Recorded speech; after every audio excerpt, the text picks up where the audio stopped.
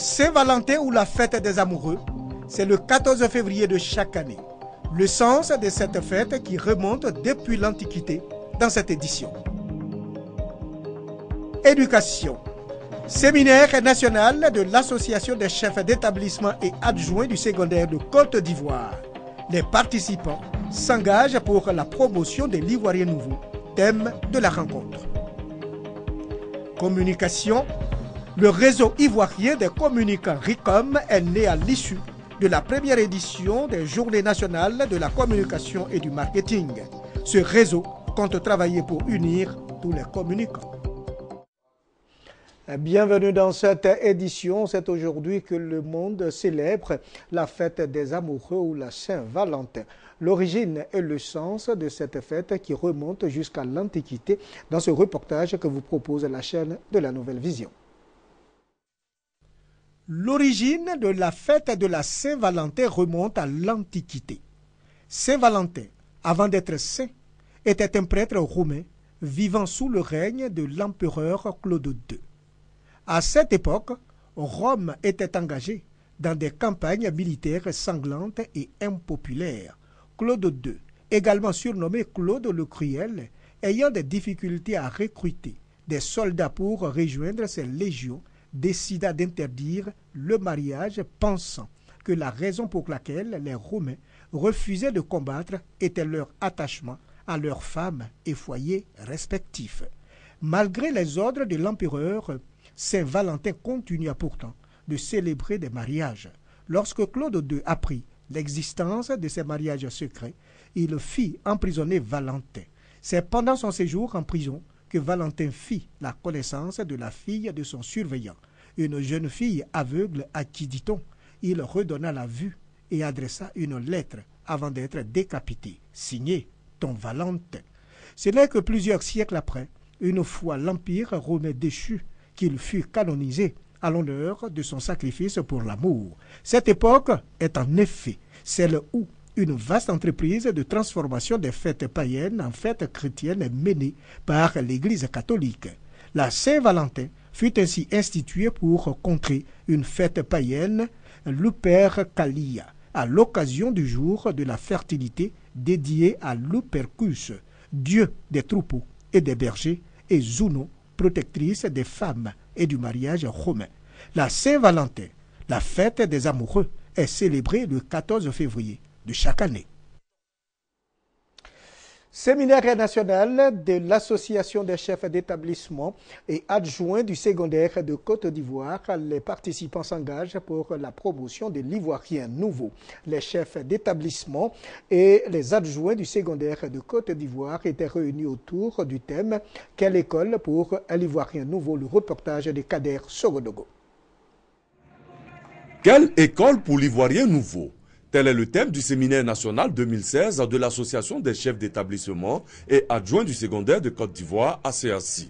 Un thème en rapport avec l'élan d'émergence en cours en Côte d'Ivoire. La vision de son Excellence, Monsieur le Président Alassane Ouattara, qui est de fait de l'école ivoirienne une référence, implique que tous, en l'occurrence acteurs et partenaires, État, collectivités décentralisées, parents d'élèves, corps enseignants, spécialistes de l'éducation, responsables ou gérants d'institutions éducatives doivent agir en synergie de manière pertinente. Prenant la parole, la ministre de l'Éducation nationale, Kandia Kamisoko Kamara, a invité ses gestionnaires de l'école à accompagner pleinement la Côte d'Ivoire vers l'émergence. Dans le contexte de l'émergence projetée en 2020 par le président de la République, son Excellence M. Alassane Ouattara, il apparaît nécessaire pour les gestionnaires des établissements que vous êtes d'être bien formés pour demeurer à la hauteur de vos tâches et surtout pour relever les nombreux défis de notre système éducatif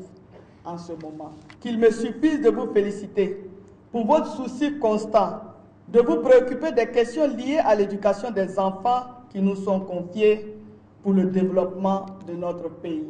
Une vision partagée par le parrain de ces retrouvailles qui félicite d'ailleurs la CAC pour le choix du thème. Aujourd'hui, nous nous retrouvons pour savoir quelle école pour l'Ivoirien nouveau.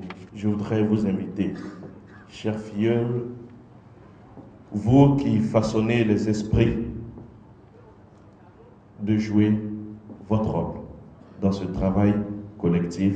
Plusieurs communications ont meublé ce séminaire national 2016 de l'ACEACI, notamment celle ayant trait au thème dit par la ministre Kandia Camara, qui est revenue sur les efforts du gouvernement en faveur de l'école. Des efforts que les acteurs du système éducatif ne doivent pas perdre de vue.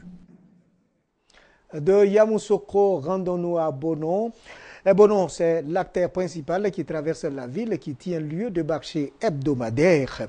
À cet endroit, l'on a déploré des pertes en vie humaine et surtout d'importants dégâts matériels. Pour mettre fin à ces situations désastreuses, le maire de Bono construira très bientôt un marché moderne d'un coût de 3 milliards de francs CFA.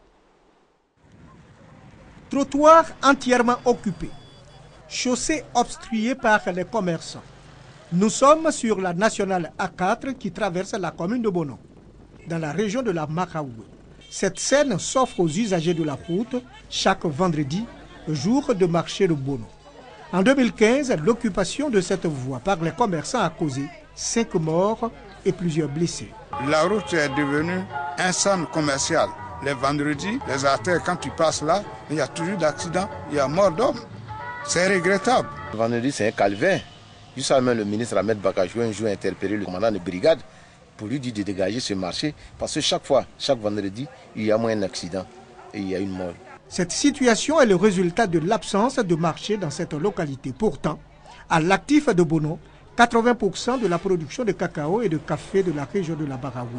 Bono reste l'un des greniers en matière de vivrier en Côte d'Ivoire. Nous voulons un marché couvert, un bon marché. Parce que partout dans les villes, il y a des marchés. Les gens viennent ici, c'est grâce à nous, les gens d'Abidjan mangent. Les gens de la ville mangent. Mais pourquoi pas? Bono ne peut pas avoir le marché. C'est une ordure, ce marché-là. Il y a tout dedans. Il y a les eaux usées qui coulent. Et quand il pleut, non, on ne peut pas marcher. Le manque de marché à Bono n'est pas la préoccupation des autorités municipales seulement. Quand il pleut, ça nous fatigue. L'eau passe dans le marché, un nouveau marché, bien fait. Heureusement, cette situation est en passe de trouver une solution. En effet, le conseil municipal vient de donner quitus à la municipalité pour la construction des marchés modernes. Que quelqu'un accepte de venir investir 3 milliards de nos jours au profit de Bono, c'est une chance qu'il faut attraper. C'est ce que le conseil a compris effectivement en m'autorisant de réaliser. Une décision saluée par l'ensemble des chefs traditionnels et coutumiers de Bono. Le marché, vraiment, c'est le développement du village de Bono. Avec la décision du maire, je suis d'accord. Ce marché moderne va coûter 3 milliards de francs CFA. Les travaux de construction dureront 2 ans. Cette infrastructure économique va accueillir près de 1500 commerçants. Le réseau ivoirien des communicants, RICOM, a vu le jour à l'issue de la première édition des Journées nationales de la communication et du marketing tenues à Yamoussoukro. Le RICOM compte travailler pour unir tous les communicants, nous dit notre reporter Kader Sogodogo. Les Journées nationales de la communication et du marketing se sont achevées à Yamoussoukro. Les participants spécialistes en communication ont renforcé leurs capacités à travers des exposés basés sur des stratégies pour aborder le public. Pour l'essentiel, les participants se sont accordés sur la nécessité de se retrouver régulièrement en vue de partager leur expérience, d'où la mise sur pied du réseau ivoirien des communicants RICOM. Mereb Carmen Doumbia, spécialiste en communication, présidera pendant 3 ans ce réseau. Mes premiers mots sont des mots de remerciement et de gratitude envers tous ceux qui ont travaillé pour que le réseau puisse prendre forme et naître. Tous ceux qui ont travaillé sur les textes pour qu'aujourd'hui nous puissions avoir un organe au sein duquel nous allons travailler, réfléchir pour l'évolution de notre métier, de notre domaine d'activité. Nous partons très enrichis en termes de connaissances communicationnelles et marketing. Pour les organisateurs des Journées nationales de la communication et du marketing, les objectifs sont atteints. Pour une première édition, nous sommes satisfaits. Comme je disais, c'était une première édition, on a tenté le coup. Nous sommes largement satisfaits, on est au-delà de nos attentes. Donc le bilan est positif, on peut dire. Après les JNCM, place dans le mois d'avril aux Journées nationales de la logistique et des achats, toujours à Yamoussoukro. L'unité de formation et de recherche des sciences médicales de l'Université Alassane Ouattara a fait le bilan de ses activités académiques au titre de l'année 2014-2015. Bilan jugé positif tant au niveau des étudiants que des enseignants. Pour cette année, la formalisation du système LMD est la priorité dans cette faculté. Par ailleurs, les enseignants admis à faire valoir leurs droits à la retraite ont été honorés. Le reportage de Sokro Corona Blaise Mabadou est commenté par Kader Sogodogo. Plus de 93% de réussite pour les étudiants aux examens académiques et 100% pour les enseignants au concours du CAMES, Conseil africain et malgache pour l'enseignement supérieur. Tel est le bilan de la faculté de médecine de l'Université Alassane Ouattara au titre de l'année académique 2014-2015. Cette annonce a été faite au cours de la rentrée solennelle de l'unité de formation et de recherche des sciences médicales. Professeur Méliane Daza Sanogo, la directrice de cette faculté, bien que satisfaite de ses résultats, se veut plus entreprenante pour cette nouvelle année académique. L'urgence, c'est vraiment la mise en place du LMD en sciences de la santé, donc à notre UFR, qui va permettre donc d'améliorer l'enseignement. Et c'est vrai, il va falloir qu'on utilise toutes les nouvelles technologies pour améliorer l'enseignement. Comme on dit, enseigner autrement, évaluer autrement. Les autorités universitaires et sanitaires de Bouaké se félicitent des résultats de cette UFR. Le président de l'université Alassane Ouattara, professeur Lazare Pouamé, tout en saluant cette performance, a exhorté cette faculté à maintenir le cap. Il s'est engagé à initier une saine émulation entre les différentes facultés au sein de son institution. Les méritats dont les critères sont à la fois scientifiques et d'ordre éthique amène chaque enseignant à adopter un comportement exemplaire pendant qu'il est encore en fonction. Au cours de cette cérémonie de rentrée solennelle, 3 professeurs appelés à faire valoir leurs droits à la retraite ont été honorés. Nous allons maintenant nous intéresser aux journées portes ouvertes du lycée classique 1 de Bouaké.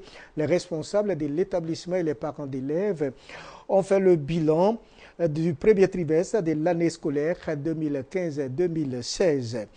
Un établissement de l'excellence qui ploie sous le poids de ses 70 ans. Le reportage de Léon Bro-Kwame. Ils sont curieux de savoir dans quel état leur établissement d'origine va célébrer ses 70 ans. Alex et Guillaume de retour au lycée classique 1 de Bouaké. Les murs demeurent. Malheureusement, l'état de l'école est vraiment vétus. Il serait justice que des anciens qui ont bénéficié de ce lycée-là puissent s'impliquer dans la réhabilitation de ce lycée-là par un appui. Bâtiments, plomberie, électricité, étanchéité, peinture, clôture, latrine, bref, tout est à réhabiliter au lycée classique 1 de Bouaké selon des études achevées en 2012. Au niveau de l'électricité, par exemple, tous les fils, les câbles qui sont dans le plafond sont pourris. La CIE même refuse de connecter parce que l'établissement va brûler. Au niveau du devis, moi je ne l'ai pas fait, mais les autorités l'ont fait. Il faut autour de 2 à 3 milliards. Dégradé certes, mais le lycée classique 1 de Bouaké, toujours creusé de l'excellence dans la région de Béké. En témoigne cette cérémonie de remise de diplôme d'honneur à environ 80 élèves. Leur moyenne du premier trimestre varie de 13 à 17 sur 20. Cette cérémonie, une initiative de l'établissement pour impliquer les parents dans l'encadrement des élèves. Le travail de mon neveu est très bien. Je vais l'encourager à ce qu'il continue son travail. Arrivé, je le conseille beaucoup. On a bien travaillé. Ouvert en 1946, le lycée classique 1 de Bouaké compte pour cette année scolaire 2015-2016 plus de 2000 élèves pour ses 3 niveaux d'études, seconde, première, terminale. Atelier sur la méthodologie de l'alphabétisation en milieu rural, initié par l'ONG CARE International avec le soutien technique de la direction de l'alphabétisation et de l'éducation non formelle. 30 animateurs issus des 10 localités productrices de cacao ont reçu les rudiments pour alphabétiser 1000 producteurs jusqu'au terme de l'année 2016. En Côte d'Ivoire, le taux de l'alphabétisation est estimé à 45%. Toujours selon les données de l'INS, Institut national de la statistique en milieu rural, seulement 1 personne sur 3 savait lire, calculer et écrire en 2015. Une situation qui a des répercussions négatives sur l'activité agricole, activité motrice de l'économie ivoirienne. Pour permettre aux producteurs de cacao de se familiariser avec les chiffres et les lettres, l'ONG CARE International a initié un projet.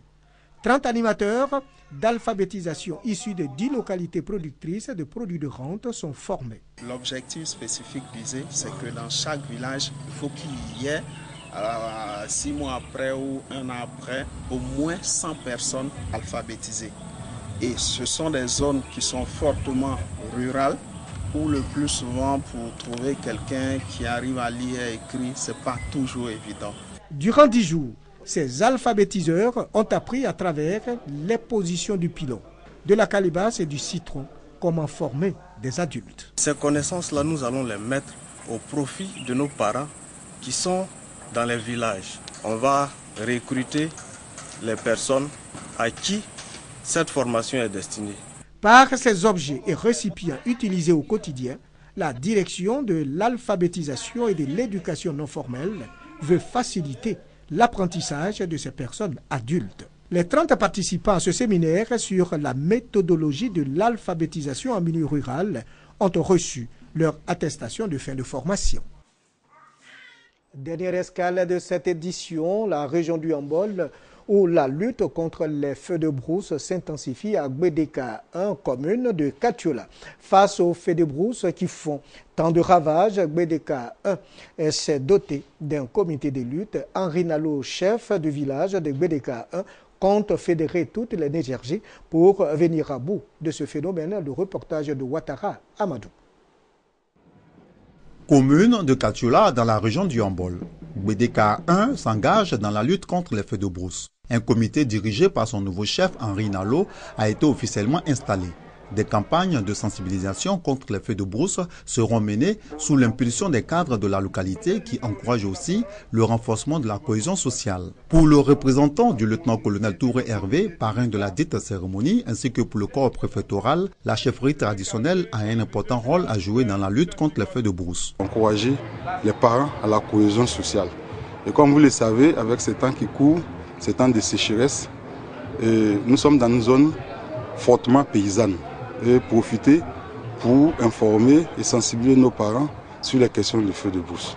Le chef justement, c'est celui-là par qui nous passons pour régler les problèmes et qui mieux que les chefs peut nous donner les conseils à suivre pour que nous sachions marcher comme il se doit. Le chef de Gbedeka 1 exhorte les populations à l'union et à la vigilance face aux feux de brousse. Des feux de brousse qui ont fait tant de ravages en cette année 2016. Il faudrait qu'on essaye de faire attention aux feux de brousse parce que les feux de brousse ne font que gâter nos affaires. En mon temps, je verrai mes collègues pour qu'on trouve une solution. Chaque année, les feux de brousse causent d'énormes dégâts environnementaux et agricoles. L'implication de tous dans la lutte contre les feux de brousse est vivement souhaitée à Katiola. C'est la fin de cette édition. Bonne fête à toutes les Valentines et à tous les Valentins et à très bientôt.